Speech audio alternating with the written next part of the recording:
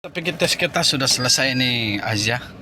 Oke, sudah buang minyak brake, service pin, disc brake pin. So kita try jalan sini pun dia bunyi juga nih. So, kita pergi tes loh.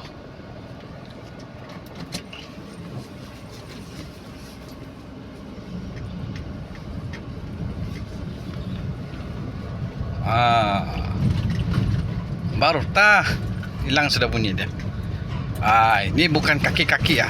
Kalau kamu jumpa case begini, jangan terus cukup cakap jangan terus cakap sebelum mounting. Kita cek dulu. Oke. Tengok mana ada bunyi. Kita ikut jalan yang sama. Oke, bagian sini tidak sudah bunyi. Shock sudah. Biasalah di belakang nih banyak barang, mungkin itulah bunyi itu di belakang. Tapi yang tadi itu tok hilang sudah. Syukur. Itulah nasihat saya, kita cek dulu betul-betul, jangan cakap pasal mounting, jangan cakap pasal dulu, kita cek dulu. Nah, brake jam pun boleh jadi juga, brake jam.